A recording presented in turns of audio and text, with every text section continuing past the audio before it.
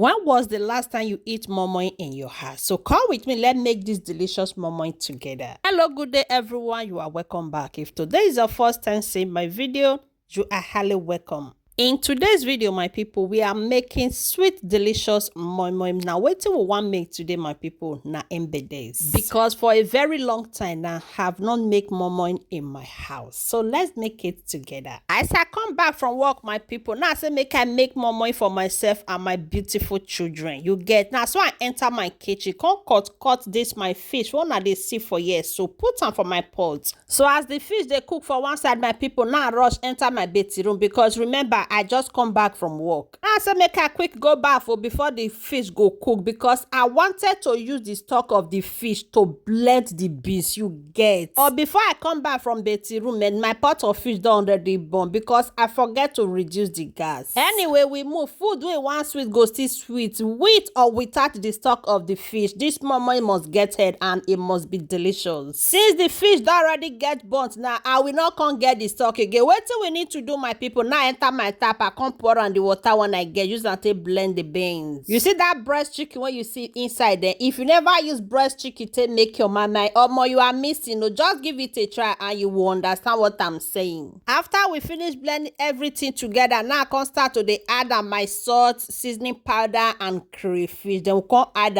our groundnut oil. If you need that fluffy moimoi, just add a lot of groundnut oil and you will understand. After I done putting everything that I supposed to put in my moimoi, but I can't forgot one thing, just the wash. Then we go come start to the mix am like this again. Then later the thing when I forget, now it be this one. We go make moimoi with start not breaking egg inside. If I tell you now say this moimoi when I make say na night now I make am, but that night and the moimoi almost finished. Just keep watching.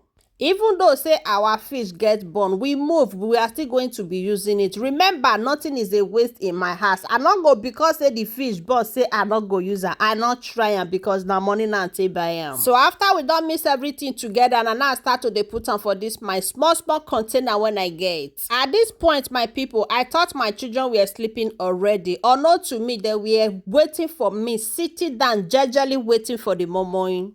So my people, if you know say don't watch this video reach here now, it means say you dey enjoy am, but you don't want follow, you don't want like ejo kilo de what's going on, what's no. Oh yeah, now help a sister, help a mother. As you do, may God highly bless you. And to my returning followers, I say may God bless you all as una take the support una girl. Our moimoi is ready, neighbor. What are you bringing to come and eat yours? Are you bringing pap, gari, or bread? So tell me on the comment section which one are you bringing. Hurry up before the moimoi will be finished. Thank you guys for watching and see you all in my next video. Now bye for now.